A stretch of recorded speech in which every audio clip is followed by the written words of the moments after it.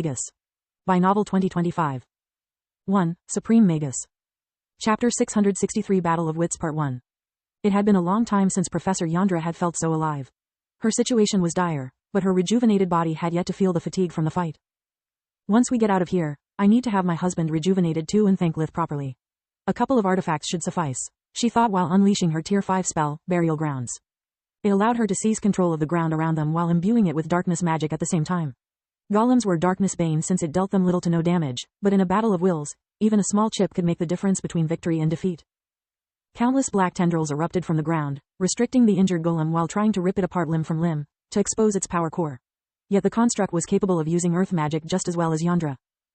It first turned the surrounding ground in its docile servant and then conjured tendrils of its own.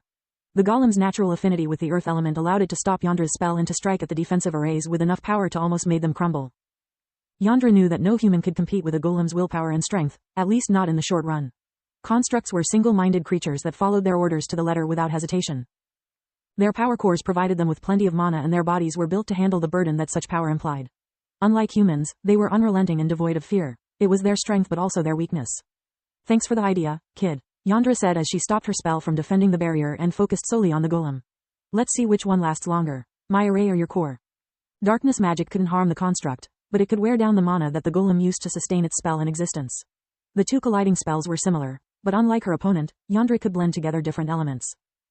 Darkness magic didn't make her burial ground stronger, it made other spells weaker. As Yandra's tendrils enveloped its body, the golem's mana expenditure skyrocketed and its healing speed plummeted.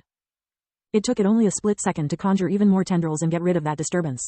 At the same time, the golem unleashed a bolt of purple lightning to destroy the barrier that prevented it from achieving its goal. Yandra waved her hand, making the stone wall that she had kept at the ready until that moment emerge from the ground and block the lightning. Sorry, kid, you're not the only one who's able to multitask. Do you know what I really like about Tier 5 spells? Sure, they consume a lot of mana and require a lot of focus, but once they're cast, you have your hands free. Yandra took out of her pockets a small crystal sphere and threw it in a lob shot above the maze of living earth between them, aiming for the construct. The golem used earth magic to manipulate the enchanted sand and block the unknown menace. Unluckily, it was exactly what Yandra wanted. The sand was just pulverized parts of the golem's body that they used as a means of both attack and defense, so when the sphere released the clean slate spell it held, it counted as a direct hit. Golems were animated lumps of earth, imbued with too much mana and too many rays for a simple Tier 4 spell to deactivate them, but it was enough to make the construct's AI stutter for a split second and lose control of its spells. Yandra exploited that moment to overpower her opponent and sink the golem under multiple layers of burial grounds. Its body was sturdy and its power core had still quite some power, but there were just too many things to defend against at once. Burial grounds was crushing the golem like a vice, the darkness energy weakened all its attempts to get free, and Yandra was using the smaller tendrils to dig out its power core. The golem was unable to cope with its many conflicting protocols and in the attempt to perform them all at once exhausted its power. What would I give to keep the power core intact? Yandra thought while crushing the golem's very heart, yet it would expose us to countless risks. Not having enough juice to move a construct doesn't mean that it can't pull some underhanded trick. Purple crystals recharge damn fast and even a small explosion could consume the little oxygen we have left. On the other side of the cave, Professor Nishal was grinning from ear to ear. Only 2 golems were left, but not for long. She was a master warden inside a set of arrays that she had set up, even upgrading them to military grade after the tech sneak attack. While Gaku kept the constructs busy, Nishal was finally able to stabilize the arrays, making them recover from the damage they had sustained and that had almost compromised their integrity. Now that they were back at full power, the array's power nodes lit up one after another as she activated their offensive abilities. Nishal channeled her spell through her crown staff, which amplified her magical force before injecting it into the arrays that further enhanced it tenfold. The ground under the golems darted upwards like an elevator gone haywire while a portion of the ceiling several meters thick came crashing down like a meteor. The constructs tried to jump off, but the earth under their feet had turned into quicksand, making them unable to move. They used earth magic to try and free themselves, but Nishal's boosted Titan Crusher was immune to their magic. When the 2 slabs of rock collided for the first time, the golems' bodies cracked. Yet it was far from over. The Tier 4 spell simply pulled them away before slamming the 2 flat surfaces again and again. The second impact cracked the constructs open, the third shattered their power cores and by the time the spell was over, nothing but dust remained. How did you do it? Gaku was flabbergasted. I had to resort using artifacts because the air is so thin that I might have fainted at the slightest effort and such a combined spell is quite the feat. Didn't you notice? Nishal said. At some point, the air got much better and that allowed me to go all out. Now that they could finally relax, Gaku noticed that she could breathe even better than when they had first arrived at the cave. Is it over, Jirth? One of Floria's soldiers asked. When the professors nodded, she yelled. You can stop now, we are safe. Kyla and the others had used light magic and some food from their dimensional items to stimulate the growth of the underground moss. By enhancing its metabolism and even giving it some life force when necessary, they had turned a whole patch of the cave green. Help me spread the moss near Kula, otherwise it will take too long to make the air breathable again, Kyla said. The golem Lith and Marok had destroyed most of the moss inside the cave, so once they stopped feeding the patch with light magic, the oxygen it produced wasn't going to be enough to supply such a wide space. Chapter 664 Battle of Wits Part 2. Excellent thinking, Kyla, Floria said while placing food and moss at the four corners of the cave. Defeating the golems would have been a hollow victory if we died right after taking care of them. Yeah, but once I got the idea, anyone could have done it. I would have much preferred to help the others on the front line rather than play gardener and leave to others doing the dirty job. Kyla replied. You and me both, sis, Floria said. Now you know how it feels to be me. It sucks, right? Both women chuckled. Lith was impressed by the professor's prowess. Sure, they had the protection of the arrays whereas he had been forced to fight inside the formation, but defeating 3 golems had taken the professors the same time he had needed to crush just one, and with Marok's help at that. I really need a good weapon. There's only so much I can do barehanded, especially against an enemy capable of blocking my best elements. Lith thought. He had yet to have the time to relax that the ground trembled. Lith used life vision to see through the wall surrounding Kula. A giant pillar of red light was enveloping the second building, the one from which the golems had emerged. That's an array. The question is, what is trying to achieve? Based on the runes it's comprised of, it seems some kind of huge self-destruction array. Too bad that because of the golem's plan to asphyxiate us now there's not enough air inside Kula for the array to work. Our array keeps the oxygen inside our camp. Out there you couldn't light a match, let alone a bomb. Solus explained.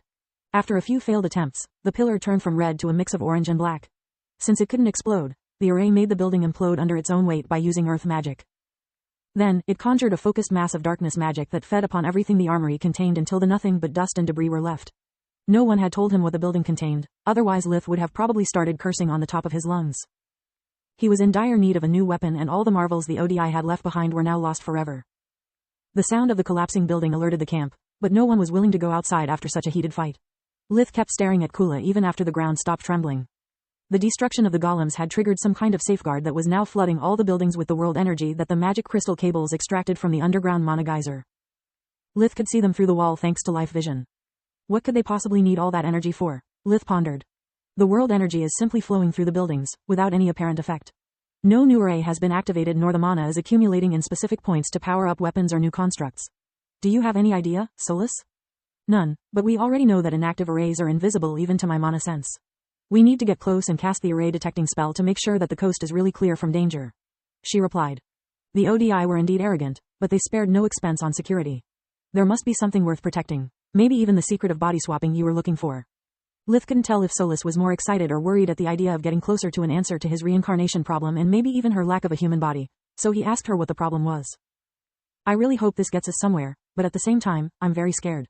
Not only because I'm afraid that using the technology developed by such monsters could affect us negatively, but also because of the implications finding the body swapping spell implies.